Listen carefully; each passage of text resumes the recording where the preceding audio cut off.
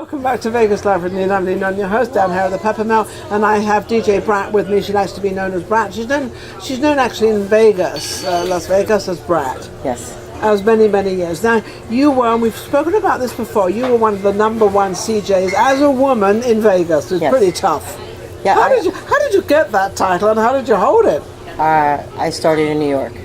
Oh, that's a good training place. Yeah, and I learned how to spin in New York, and I was a part of different clubs out there, Studio 54.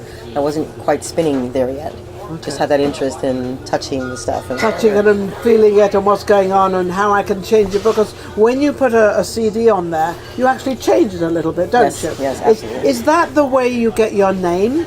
Is that the way you kind of become who you are? I think everyone gets their name for a different reason. Yeah. Back then, there were no other females in Vegas that were spinning.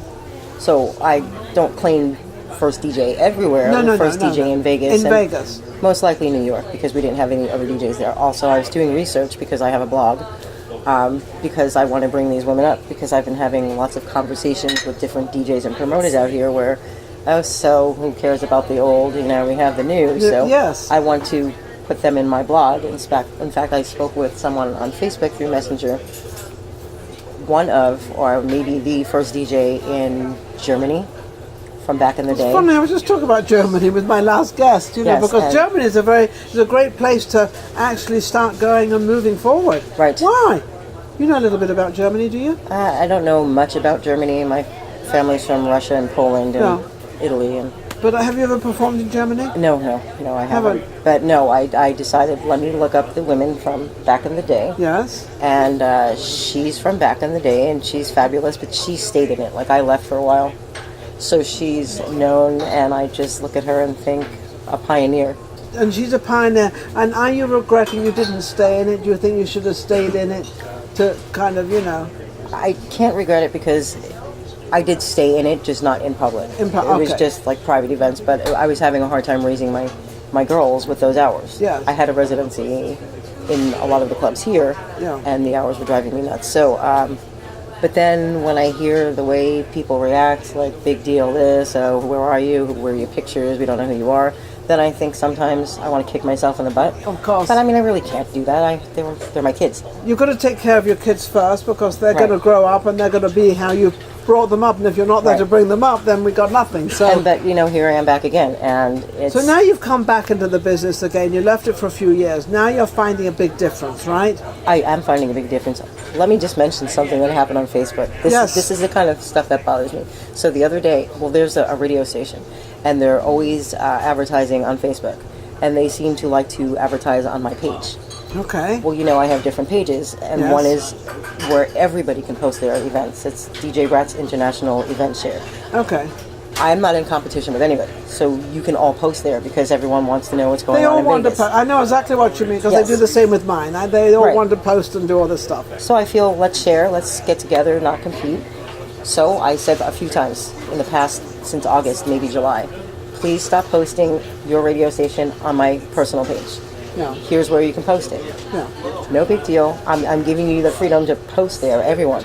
Yeah. I even just opened a new one on air, so people on radio stations can post have on air. On air. Okay, so most people get confused. I have so many, and I have to tell them, this is for this is for live mixes. This guy got so upset, he said, okay, well then block me. What do you mean then block you? Just post where I'm asking you to post, or don't post on my things at all. Why are you getting mad at me? So the other day, it hasn't happened for a while, then I was getting where I can just do it, I can approve it on my timeline, and it wasn't on my page.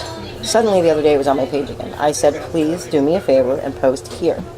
I'm not just talking about you. Can't you just take it down and not say anything? But I want them to know I'm not being rude. I want you to post your things, but this is where I'd like you to post it. I said, I'm not just talking to you, I'm talking with other people. This is my personal page, and if I want to post my events on my personal page, that's what you should do. You should do the same. I don't post mine on your personal page. That's in competition with you. Yes. Yeah, but here's a place you can do it.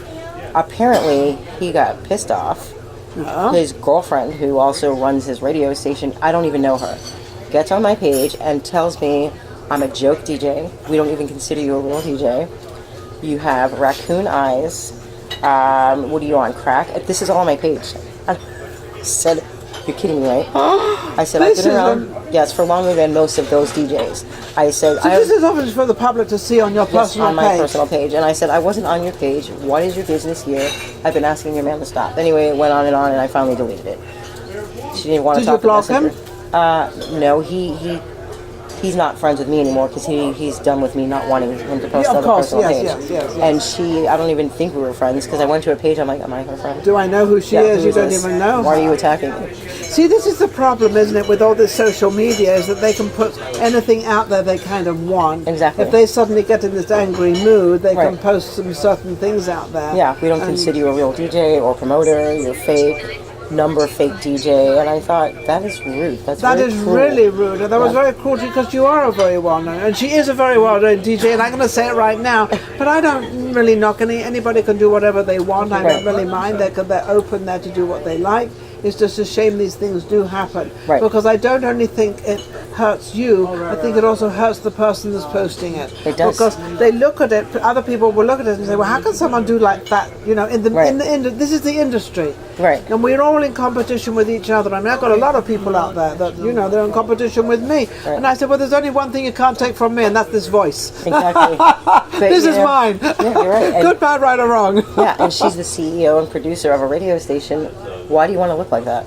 Because then other people will say, well, I really don't want to employ her, I don't want to give her another job, I don't want to do this, because she might do the same thing to me. So exactly. Anybody out there, be careful what you post, and I'm going to say that sincerely, whether you're good, bad, right or wrong, just be very careful, because it can ruffle back at you. Exactly. It's like a boomerang, come back. So that's another thing about competition. You're putting me down.